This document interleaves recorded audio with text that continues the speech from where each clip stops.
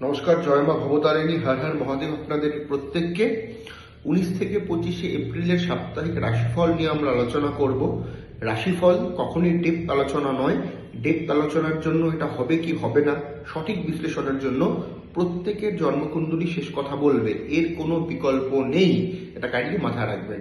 সপ্তাহের শুরুতেই মেষ রাশির অস্থিরতা বৃদ্ধি, চঞ্চলতা বৃদ্ধি, এডুকেশন ভালো হচ্ছে, তবে সম্পর্ক এবং অর্থনৈতিক জায়গাটা কিন্তু চাপের থাকছে। একাদশপতি নাশস্ত্র দীর্ঘদিন ধরেই যা ডিগ্রি রয়েছে শনি, সেটা আপনার ক্ষেত্রে সুইটেবল নয়। খুব বুঝে শুনে আপনাকে চলতে হবে, একগ্রতার সহিত আপনাকে চলতে হবে। তাড়াহুড়োর যে অ্যাক্টিভিটিস সেটা মেষের মধ্যে থাকে, কিন্তু সেটা আপনাকে বর্জন করতে হবে। নিজেকে বোঝাতে হবে আপনার কাজটা অন্য কেউ করবে না। ভালো অ্যাস্ট্রোলজার আপনাকে গাইড করবে, আপনাকে পথ দেখাবে, বাট আলটিমেটলি আপনার কাজটা আপনাকেই করতে হবে। এই সপ্তাহে হনুমানজির পুজো পাঠ এবং হনুমান চালিসা পাঠ বা শ্রবণ করাটা আপনাদের জন্য কিন্তু পজিটিভ হচ্ছে। বৃষ রাশির ক্ষেত্রে এই সপ্তাহে আমরা অংশীদারি ব্যবসা, কর্মক্ষেত্রে ভালো উন্নতি, ডেভেলপমেন্ট দেখতে পারবো। এডুকেশন ভালো হচ্ছে, প্রতিযোগিতামূলক পরীক্ষা ভালো থাকছে এই সপ্তাহে আপনারা মাথায় রাখবেন, আমোদ প্রমোদের জন্য বা কাইন্ড অফ শো অফের জন্য অর্থ নষ্ট হওয়ার একটা চান্সেস কিন্তু রয়েছে। ভ্রমণের সম্ভাবনা, সংযোগ তৈরি হয়ে রয়েছে। প্রেম প্রণীত সম্পর্ক, দাম্পত্য সম্পর্ক ভালো থাকছে ওভারঅল এই সপ্তাহে। মিথুন রাশির জাতক জাতিকেরা চাপে থাকবেন, কেরিয়ারের দিক থেকে এডুকেশন ভালো হচ্ছে না। মিথুন রাশির সমস্যা বহুল সপ্তাহ কিন্তু এই সপ্তাহে হতে পারে।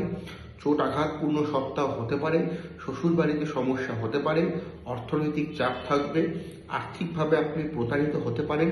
ফুল ইনভেস্টমেন্টের একটা চান্সেস সপ্তাহের মিডিল সেক্টরে রয়েছে। অভিভাবক এবং গুরুজনদের পরামর্শ নিয়ে বা অভিজ্ঞ কোনো ব্যক্তির পরামর্শ নিয়ে ইনভেস্টমেন্ট করাটা একান্তভাবে দরকার। তবে মাথায় রাখবেন, শীত কিন্তু কাছের লোক বা পরিচিত লোকদের থেকেই আপনার হতে পারে। একটু বুঝে শুনে আপনাকে এই সপ্তাহে প্ল্যান ও প্রোগ্রাম করে চলতে হবে। এই সপ্তাহে গণেশজির পুজো পাঠ আপনি করুন। মিথুন রাশির জাতক জাতিকারা এবং বৃষ রাশির জাতক জাতিকারা কিন্তু অবশ্যইভাবে মহাদেবের আরাধনা করুন এই সপ্তাহে এবং সর্বদা। এবার আমরা দেখে নেব কর্কট রাশি। কর্কট রাশির ক্ষেত্রে চাপ কমবে, অনেকটা চাপ কমবে। আটকে থাকা কর্ম উদ্ধার হচ্ছে, প্রতিযোগিতামূলক পরীক্ষা শুভ। জন্মস্থানের বাইরে থাকা ব্যক্তিদের সমস্যা হতে পারে, সাবধানতা অবলম্বন করে চলবেন। সর্বদিকে কর্কট রাশির অ্যাসপেক্টে ভাগ্যের উন্নতি বা ভাগ্যের একটা সাপোর্ট আপনি সপ্তাহের শেষ দিকে আপনি প্রাপ্ত করতে পারেন। প্রথম দিকে বেশ কিছু হার্ডেল বাধার মধ্য দিয়ে আপনার ব্যক্তিগত এবং কর্মক্ষেত্রে কিন্তু যাবে। রাজনৈতিক ব্যক্তিদের জন্য সপ্তাহটা ভালো নয়। গর্ভবতী মহিলারা সাবধানতা অবলম্বন করে চলবেন এই সপ্তাহে। আপনারা এই সপ্তাহে অবশ্যই মা ভবতারিণীর বা মা কালীর যে কোনো রূপের আপনারা পুজো পাঠ করুন এবং গায়ত্রী স্তোত্রম পাঠ বা শ্রবণ আপনারা করুন। প্রত্যেকদিন সকালে চেষ্টা করুন ব্রহ্ম মুহূর্তে বা সকাল 7টা-8টার মধ্যে সেটা পাঠ বা শ্রবণ করা। একটা পজিটিভ ওরা আপনাদের মধ্যে কাজ করবে। সিংহ রাশির অ্যাসপেক্টে আমরা দেখে নেব, সিংহ রাশির জাতক জাতিকাদের জন্য ক্লান্তকর সপ্তাহ। প্রবল চাপ থাকবে, কর্মক্ষেত্রে আপনাকে এক্সট্রা লোড নিতে হবে। আর্থিক দিক ভালো হচ্ছে, সম্পর্কের জায়গাটা ভালো থাকছে না বা ভালো হচ্ছে না। মানসিক অবসাদে আপনি ভুগতে পারেন। শরীর স্বাস্থ্যের দিকে আপনাকে নজর রাখতে হবে। সন্তানের জন্য গর্বিত, কাছের লোকদের থেকে সমস্যা, কাছের লোকদের থেকে বিরোধ, গুপ্ত শত্রু বৃদ্ধি হচ্ছে এই সপ্তাহে সিংহ রাশির অ্যাসপেক্টে। সিংহ রাশির ক্ষেত্রে এই সপ্তাহে প্রত্যেক দিন হনুমান চালিসা পাঠ এবং সূর্যদেবকে জল অর্পণ করা অত্যন্ত শুভ হবে। এবং কালো তিল দিয়ে আপনারা প্রত্যেক দিন স্নান করুন, শুভ হবে। পজিটিভ ওরা কাজ করবে সিংহ রাশির অ্যাসপেক্টে। জাতক জাতিকা নির্বিশেষে এই উপাচারটি আপনারা করতে পারেন।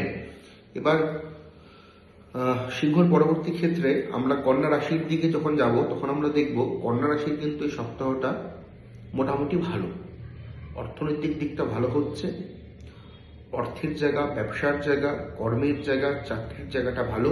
কর্ম সুইচ করার জন্য সপ্তাহটা ভালো। ব্যবসায় লগ্নি করার জন্য সপ্তাহ ওভারঅল ভালো থাকছে। আধ্যাত্মিক চেতনা বৃদ্ধি, কর্মক্ষেত্র বা কোনো ছোটোখাটো ভ্রমণের যোগ রয়েছে, সেটা শুভ হচ্ছে। প্রতিযোগিতামূলক পরীক্ষা থেকে থাকলে সেটা শুভ, সম্পর্ক ভালো হচ্ছে। চোখের সমস্যা যাদের রয়েছে, স্কিন রিলেটেড প্রবলেম যাদের রয়েছে, কোলেস্ট্রল জনিত সমস্যা যাদের রয়েছে, তারা শরীর স্বাস্থ্য নিয়ে সাবধানতা অবলম্বন করে চলবেন। রাজনৈতিক ব্যক্তিদের জন্য সময়টা এই সপ্তাহে তুলনামূলক ফার বেটার কন্যার ক্ষেত্রে। এবার আমরা দেখে নিব তুলা রাশি। তুলা রাশির ক্ষেত্রে আধ্যাত্মিক চেতনা বৃদ্ধি, আর্থিক ভাগ্য ভালো হচ্ছে, সম্পর্কে উন্নতি এবং সম্পর্কে ডেভেলপমেন্ট করার একটা চান্সেস কিন্তু রয়েছে তুলা রাশির জাতক জাতিকাদের অ্যাসপেক্টে। তুলা রাশির ক্ষেত্রে এই সপ্তাহে ব্যবসা বাণিজ্যে শুভ পরিবর্তন, শুভ উন্নতি আপনি কিন্তু দেখতে পারেন। আর্থিক ভাগ্য অনেকটাই প্রশমিত হবে, সরকারি কোনো সংস্থার আপনি সাহায্য পেতে পারেন, কমিউনিকেশন বৃদ্ধি, বাইরের ক্লায়েন্টের সাথে ডিলিংস পজিটিভলি এগোবে আমাদের তুলা রাশির অ্যাসপেক্টে। তুলা রাশির জাতক জাতিকারা মহাদেব, শনিদেব এবং মা কালীর যে কোনো রূপের আপনারা পুজো পাঠ করুন, একটা পজিটিভ ওরা কাজ করবে। এবং খুব আর্লি আপনারা ঘুমোন এবং খুব আর্লি ঘুম থেকে উঠুন, ধ্যান করুন সকাল সকাল, একটা পজিটিভ ওরা কাজ করবে তুলার ক্ষেত্রে। এবার আমরা দেখে নিব বৃশ্চিক রাশি।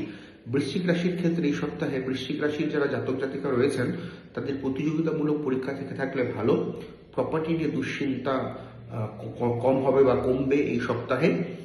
আধ্যাত্মিক চেতনা একটা জায়গা রয়েছে এই সপ্তাহে আপনাদের ক্ষেত্রে বৃশ্চিক রাশিরও।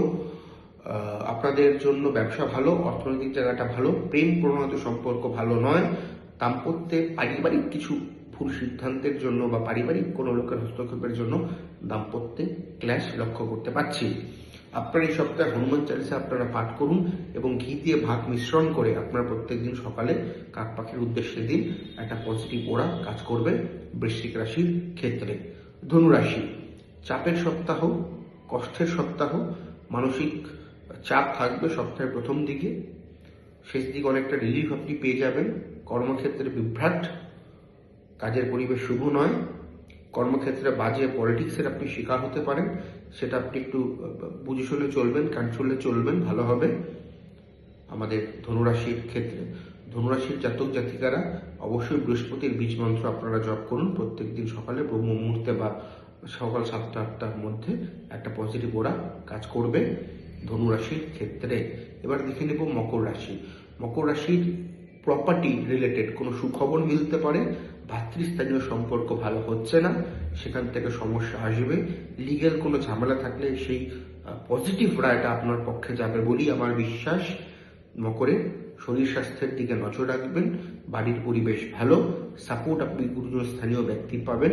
যারা জন্মস্থানের বাইরে চাকরি করেন বা ব্যবসা করেন তাদের জন্য নেগেটিভ এই সপ্তাহ হতে চলছে, সর্বদিকে বুঝে শুনে চলতে হবে মকরকে। মকরের জন্য মা কালীর আরাধনা করা, পুজো পাঠ করাটা একান্তভাবে দরকার এবং সপ্তাহে অধিকাংশ দিন নিরামিষ আহার, সাত্ত্বিক আহার গ্রহণ করুন মকর রাশির ছেলেমেয়েরা। এবার কুম্ভ রাশি, শরীর ভালো নয়, ভ্রমণের যোগ রয়েছে, অনুষ্ঠান বাড়িতে যোগদান করার সুযোগ মিলতে পারে, সন্তান নিয়ে আপনি গর্বিত হবেন, শরীর স্বাস্থ্যের জায়গাটা মোটামুটি অ্যাভারেজ থাকছে, অর্থনৈতিক চাপ থাকবে, সম্পর্ক মোটামুটি ঠিকঠাকের দিকেই এগোচ্ছে কুম্ভ রাশির ক্ষেত্রে।